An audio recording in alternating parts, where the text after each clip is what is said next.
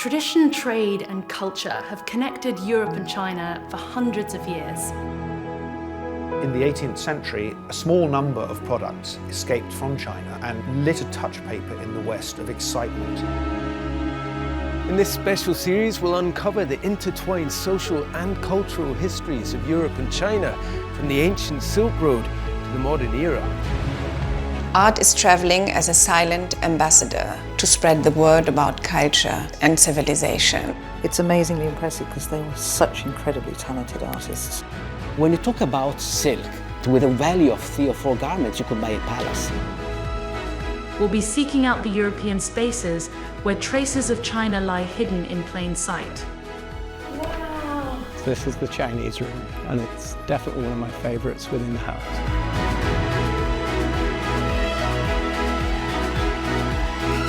Welcome to Traces of China.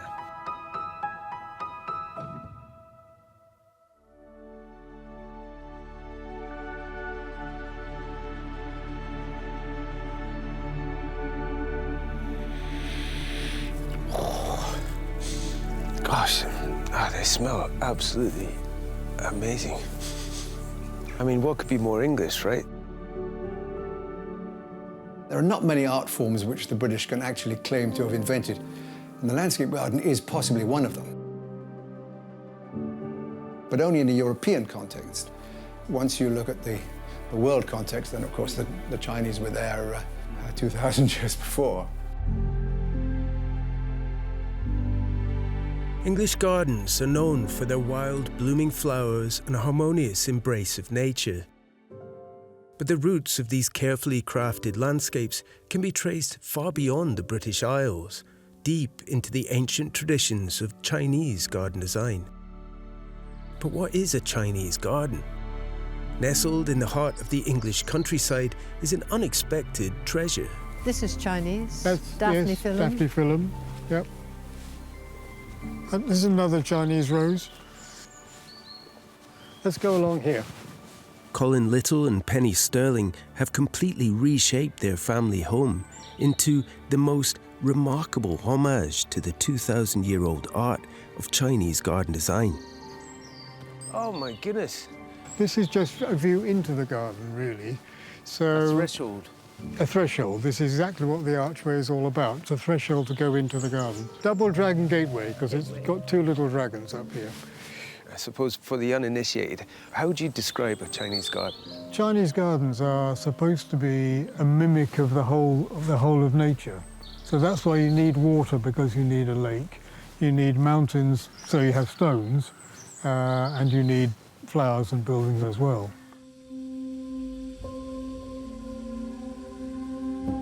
People talk of going to a Chinese garden as being a voyage of exploration, really. You're supposed to discover one garden after another after another. This is the Garden of 10,000 Shadows. Should the sun ever shine, coming through the beech tree, you get more than 10,000 shadows coming through.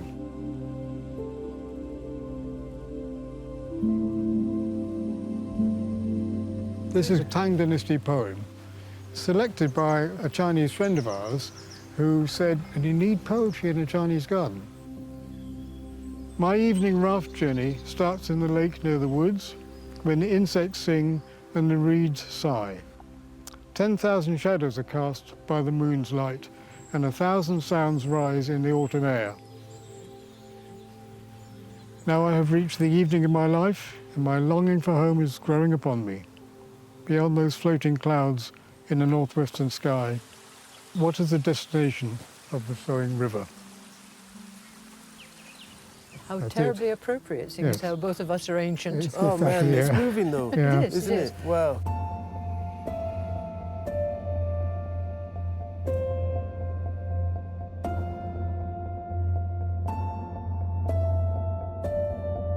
Why do you feel like you've been so deeply attracted to Chinese gardening and the whole ethos Yeah, behind why? it? I'm asking you too. Why? It brings us back to the whole idea of making a garden as a miniature of the world. You've got your own little world. You've got the mountains and the lake and the rivers and the pathways and the buildings, and it's all in there.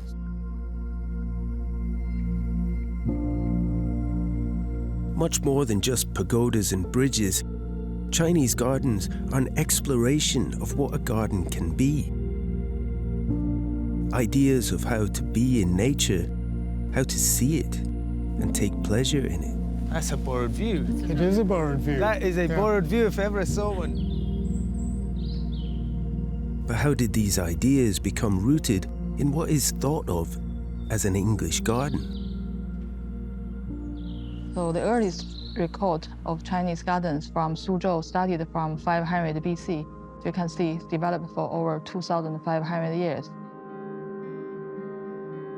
Suzhou, often referred to as the Garden City, is renowned as the birthplace of classical Chinese gardens, where the ancient garden design principles were perfected and went on to inspire garden culture across China and the rest of the world. Chinese gardens, they try to create this poetic and also philosophical atmosphere.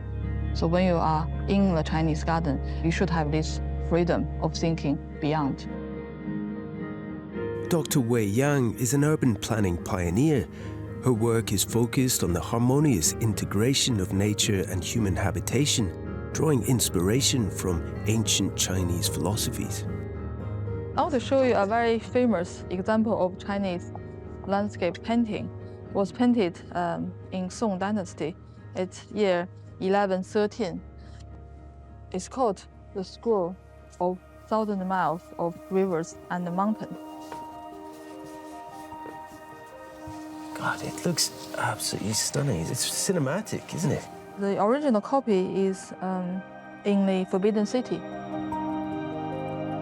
The scroll of 1,000 miles of rivers and mountains is a 12-meter-long masterpiece, often cited as one of the greatest achievements in Chinese art history.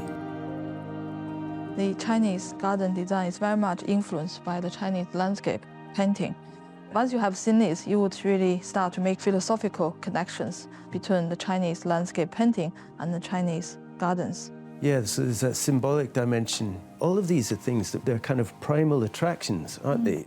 From this painting, you can tell there are some very strong elements. So you would have rocks, which representing mountains, waters representing rivers, and also pavilions representing houses.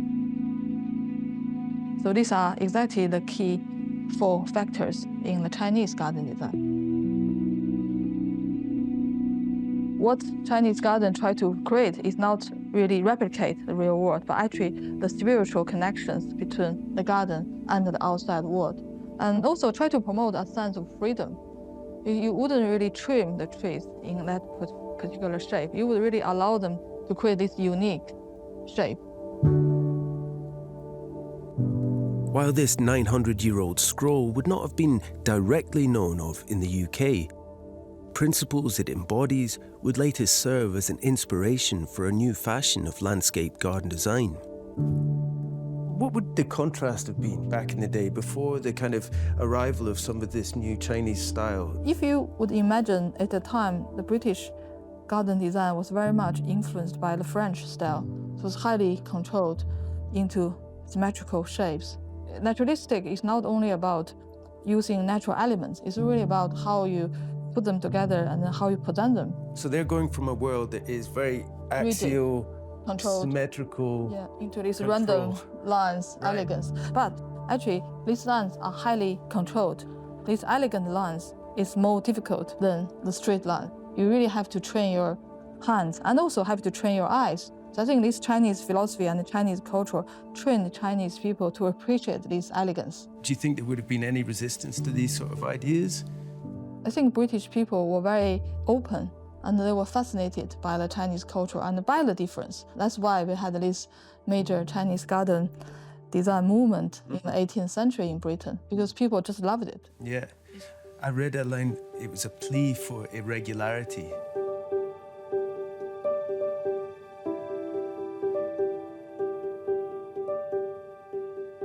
So is there a way you can kind of try to paint a picture for us about that time during the 1700s? I like this idea, the metaphor of the ideas floating on the wind like these seeds. Give us a sense of the world that they were landing in and how they came to take root? Yes, I think in the 18th century there was a lot of uncertainty about China, and there was really a lot of admiration. Well, the first reports of Chinese gardens came back from the 16th century onwards from Catholic missionaries. There were drawings, in particular some made by a man called Matteo Ripa, Catholic missionary, who produced the first copper engravings that the Chinese emperor had ever seen. And he was commissioned to make a series of these based on some paintings of the imperial garden. And he brought back some sets of this to Europe, calling in at London. And he had an audience with the king. And the possibility is that some of the influential figures of the time, like the third Earl of Burlington, who was landscaping his estate at Chiswick, might have seen these drawings and started designing in the same way. Once a few aristocrats were doing it, the fashion took off. Chinese pavilions, bridges, pagodas, and intricate water features started appearing across the country estates of the 17th century Georgian Britain. But the real transformation occurred when the philosophies that underpin the physical structures started to grow their own roots. There's a letter sent by a French Jesuit missionary called Jean-Denis Attiret, and he's talking about the Chinese imperial garden, but it also could be taken to describe the ideal of an English landscape garden of about the same period. And he says they've raised hills and valleys are watered with clear streams. They run on till they form larger pieces of water and lakes. They go from one valley to another, not by formal straight walks as in Europe, but by various turnings and windings, adorned on the sides with little pavilions, and the risings and hills are sprinkled with trees, pieces of rock, placed with so much art you would take it to be the work of nature. So you've got this idea of, it's the complete reverse of the Versailles, the huge straight lines disappearing into the distance. Now straight lines are more or less banished. And if you had a straight walkway, a drive leading up to your house, you'd sweep it away and you'd have a curling one to give you different views from different angles.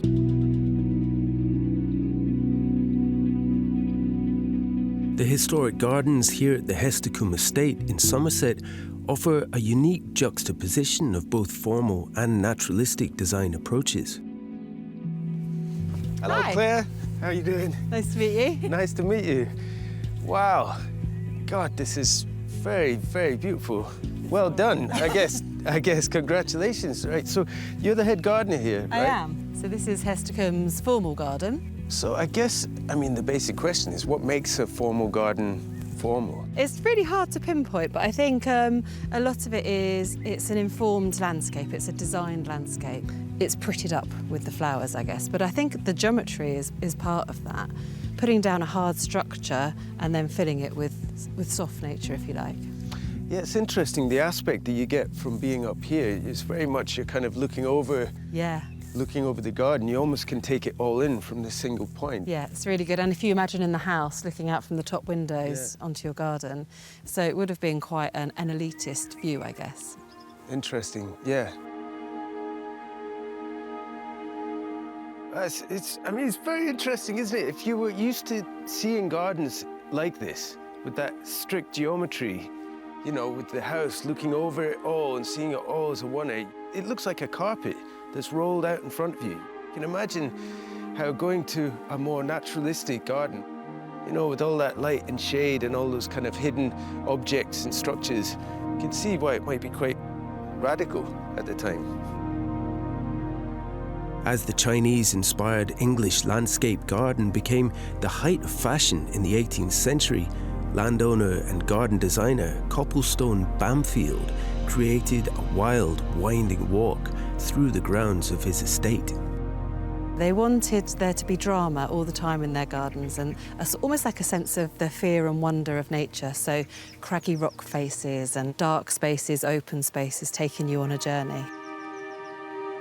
Using paintings, original designs and planting plans, the team at Hesticombe have recreated each part of the original Chinese-inspired garden. It's a great view from It's here. a really good view, isn't it? It doesn't appear to be a kind of a construct. It doesn't feel like a garden, does it? Yeah, right. And a lot of people walk through here and think this is just the landscape, this is just wild, this is just what walks are like. Right. But actually, it's very managed. It's a natural valley that's been manipulated to create this scene, basically. The Chinese seat that we have here is basically a nod to him kind of telling everybody that he knows what's going on. You know, he's aware and he's part of it. He's ahead of his game because he's always got a Chinese seat. So from here, you have a glimpse through to the mausoleum. You don't want to see the whole thing because you want that bit of interest. And then the view across the pond, you get a glimpse of where you've been in the Octagon Summer House down there, and then across the pond and the Vale of Taunton. The idea of the borrowed view is a big part of every Chinese garden. And there's a whole science attached to this. You have distant borrowed views, which are mostly mountains. You have adjacent views, which could be other buildings. And the idea is you make use of objects which can be seen, which are actually beyond the garden itself. But you calculate very precisely where to put your garden features to make use of those distant views. So instead of everything being laid out like a geometrical pattern, you've got a much more natural garden with a sequence of surprises and views that you only get when you reach a particular point.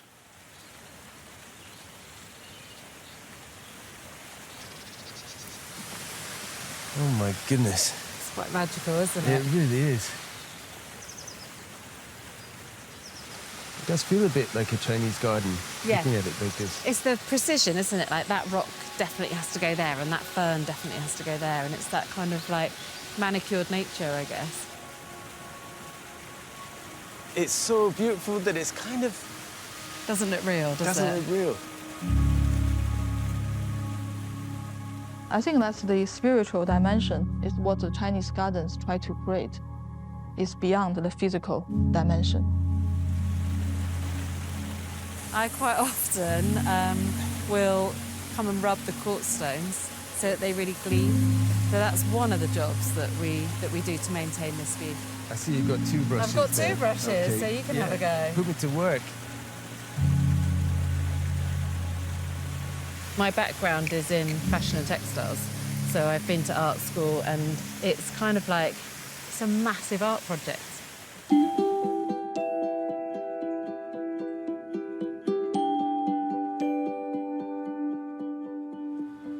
So it wasn't just the landform and the layout that was changing in the Georgian garden, it was the plants themselves. But how did these Chinese flowering shrubs and trees that we commonly associate with the English garden come to be here in the first place? Jordan Goodman is a distinguished historian and author, renowned for his extensive publications on cultural exchange and the global history of plants. So many plants that we take for granted are Chinese. I can just list them, but it would take me to the end of the film to list them all. Go on, but a good one is a chrysanthemum, right? Magnolia, camellia, hollyhock, hydrangea, gardenia. I mean, the hydrangea, though, is like, it's so It's so synonymous. British. It's so British. It's so synonymous with the British Absolutely. garden, right?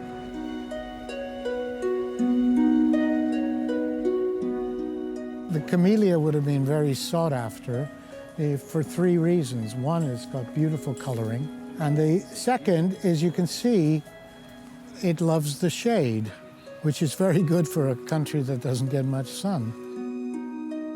Careful consideration was given to selecting the right plants for import, as it wasn't simply a matter of aesthetic appeal. So this is the magnolia. This is a magnolia, but it's not in bloom now, because this is a temperate magnolia. Throughout the 19th century, the world's leading botanists, who also became known as plant hunters, worked with a limited knowledge to select species they believed could thrive in their new environments. They would mostly come on East India Company ships from Canton, because that's the only place that Europeans were allowed to be. Trouble is that Canton is tropical. So the problem was always to find temperate plants and then do a deal. So they'd say, you give me a few seeds of that and I will give you something from Europe. And these gift exchanges took place all the time. Okay, so it was a two-way flow. Two-way flow. After the initial introduction of these exotic plants to wealthy landowners and the country estates, they gradually began to find their way into urban areas, becoming more widely available in towns and cities.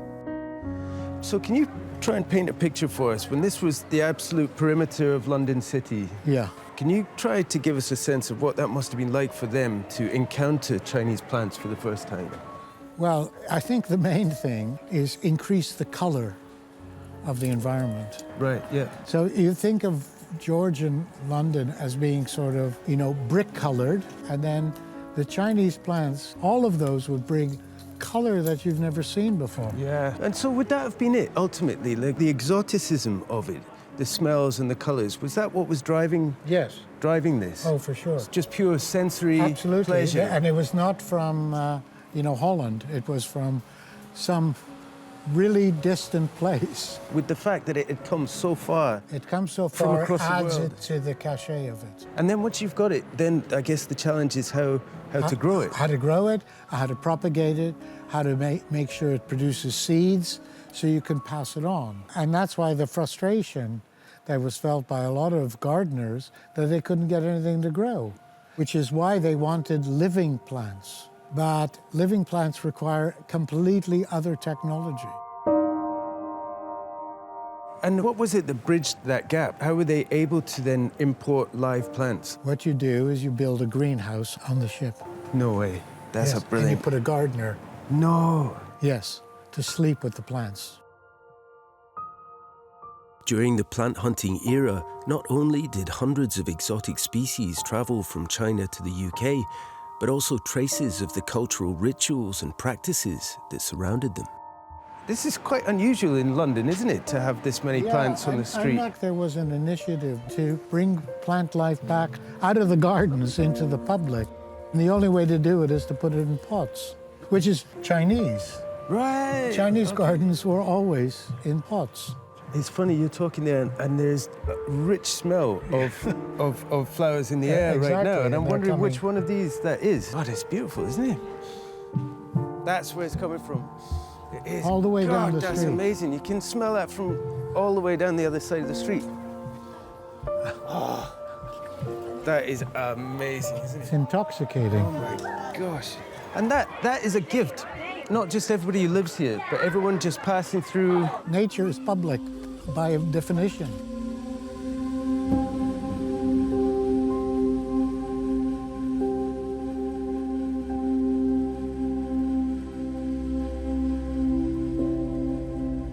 By the late 18th century, the ideas of Chinese garden design mixed with the English landscape became known as Anglo-Chinoise gardens.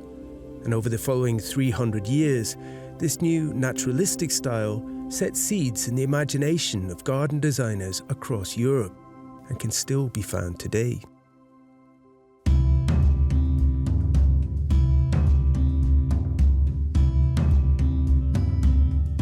The idyllic English garden is celebrated worldwide for its grace and natural beauty. Multi-award-winning garden designer Chris Deacon is at the forefront of this tradition. For you, what is the kind of quintessential Chinese garden? Firstly, it's about nature, reflecting nature. One of the things is a sense of space, to create areas that generated emotion, that resonated with us.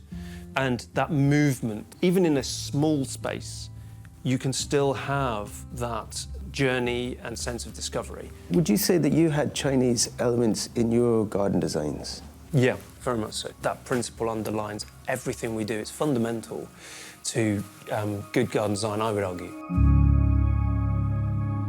So we've created a room outside that's in scale with the interior room. And we've used materials that also have the same sort of colour palette. And then we've got our focal point at the end, so that's one of the other key points of kind of Chinese design, is to have that focal point to draw us through into the space. To the untrained eye, there's still quite a lot of straight lines here. It doesn't look overtly Chinese, if you like. What it is, it's taking the principles behind Chinese design and applying them to our English, I say, contemporary garden design. the flow around the space. So I want to take people on a journey so that they're coming from the house and they've got a reason to go through the garden. Again, scalable structure, bigger trees beyond, then we scale down in height, and then we come down to the textural planting, sweeps and drifts. And again, going back to the sort of the Chinese design principles, they loved contrasting textures. Big leaves next to fine cut leaves, spiky next to round. This is a borrowed landscape, and that's that link, bringing that landscape into the garden. So these also are designed as a pair to draw the eye down and frame the bench as the focal point. So you're not scared of a bit of symmetry still? No. So you're kind of taking from the Chinese style what you like, what you need. These fundamental principles of Chinese design have underpinned really what we do in British garden design for a long time. It is just good design practice. But if you look at a Chinese garden, well, they're reflecting their landscape. If we were to superimpose a Chinese garden here, we're not reflecting our landscape. So actually, we're breaking one of the principles of their design. Yeah. So what we're doing is we're saying, well, what have we got? How do we bring that in, but based on those principles? What's the perception of English gardening in China, for example? Well, traditionally, it's been actually quite common for garden designers in this country to go out and recreate English gardens out in places like China and Japan, what we would call a typical rose garden. So they looked to us, funnily enough, for what we've done, how we've adapted their principles and then kind of fed it back.